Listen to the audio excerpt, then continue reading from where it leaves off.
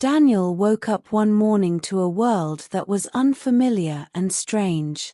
Once upon a time, in a land called Udukaka in Africa, there lived a man called Daniel. Daniel was just an ordinary man, living a simple life in his hometown. He worked hard, enjoyed spending time with his friends, and found joy in the little things life had to offer. One evening, after a long day, Daniel went to bed as usual, thinking it would be just another ordinary night. When he woke up, everything had changed. Instead of the familiar comfort of his bed, Daniel found himself lying on soft grass, surrounded by towering trees and gentle hum of nature. The air was crisp and fresh, and the sky above him was a brilliant shade of blue. For a moment, he thought he was still dreaming. How could he have gone to sleep in his room and woke up in a strange, beautiful place? He sat up, trying to figure out what had happened. As he looked around, he realized he wasn't just in a field or a forest. He was on an island, an isolated place surrounded by water. Far in the distance, Daniel could hear the sound of waves crashing against the shore. But how he had gotten here? He hadn't traveled anywhere, and there was no sign of boats or any other means of transportation. But as he looked around, something even more surprising caught his eyes. Before him stood 400 women, all gazing at him. They were stunningly beautiful, each with smooth dark skin that gleamed in the sunlight. Their eyes were large and bright, their movement graceful, and their body perfectly shaped with soft curves and fine features that seemed almost too perfect to be real. Daniel blinked in disbelief. Where was he, and who were these women? His mind raced as he tried to piece together what had happened. The last thing he remembered was falling asleep in his own bed, in his own house. But now he was here, in this strange place, surrounded by hundreds of women who were all watching him like he was the only man in the world. It felt like a dream, or maybe a nightmare.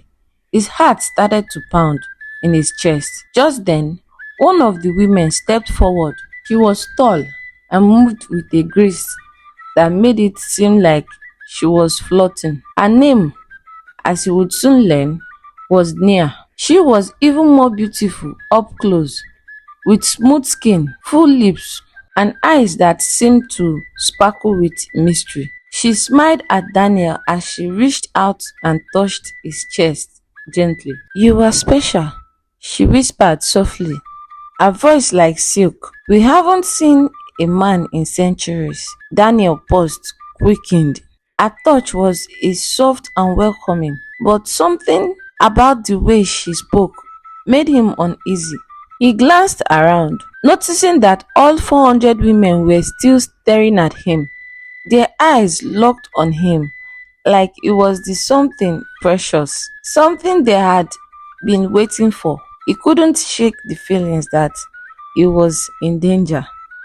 Before he could ask any question, a loud horn echoed through the valley. The women's face lighted up with excitement, and suddenly the atmosphere changed. They began moving towards him, faster now, their eyes gleaming with a kind of playful hunger. It was as if they had been waiting for this moment, and now they were ready to act.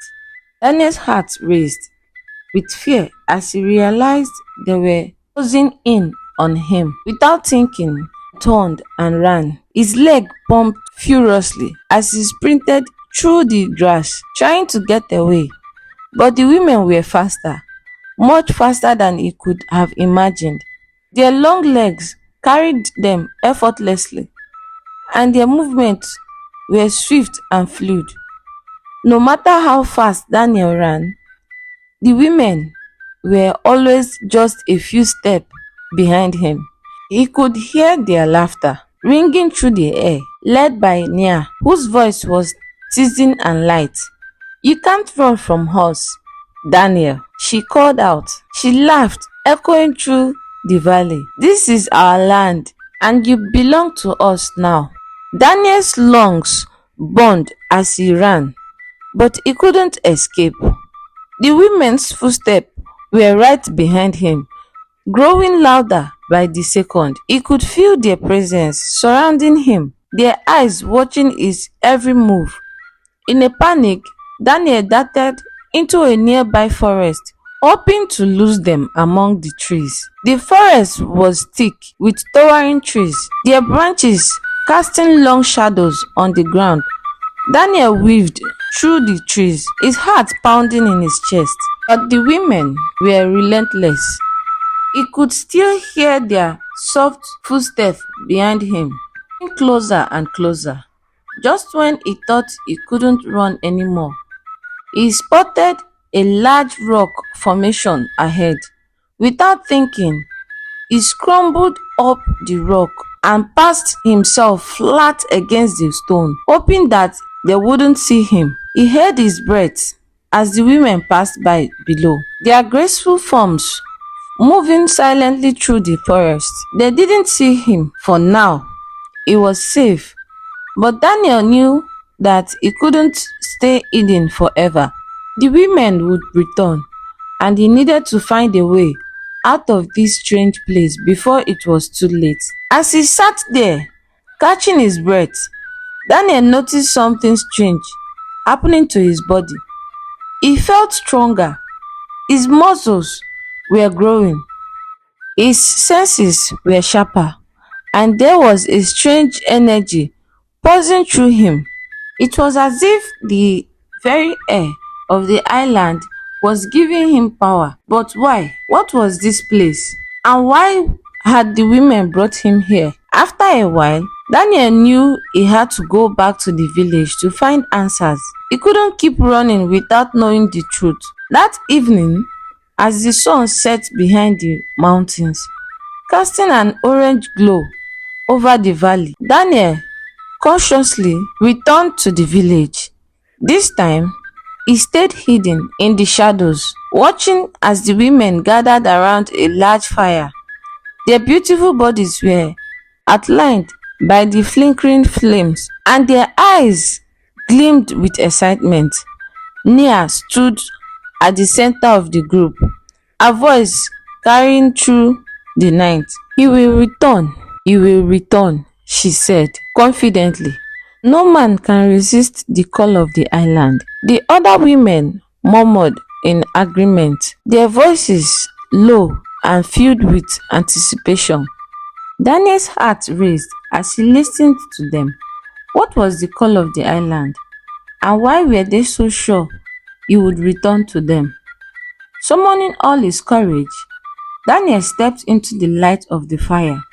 The women turned to face him, their eyes widening with delight as they saw him approach.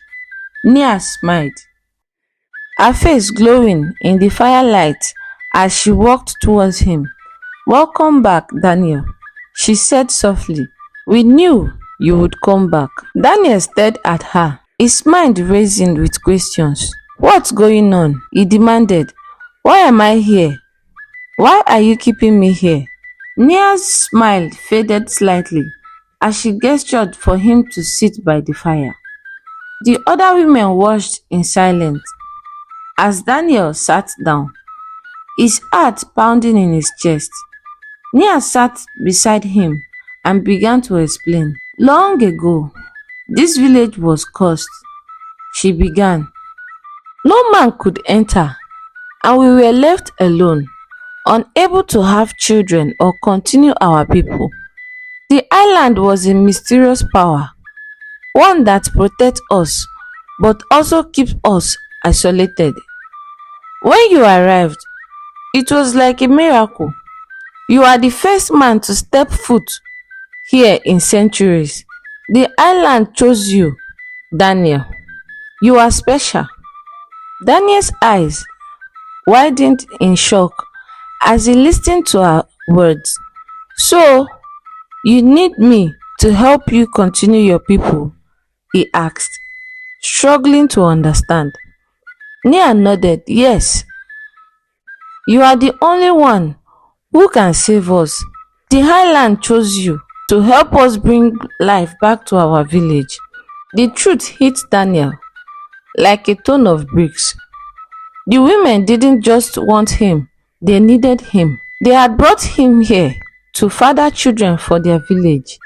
The beauty of the women, their kindness, and even the strange power he had been feeling, it all made sense now. But the weight of this responsibility felt overwhelming. As the days went by, Daniel did what was asked of him. He slept with the women, one at a time, each one more beautiful than the last.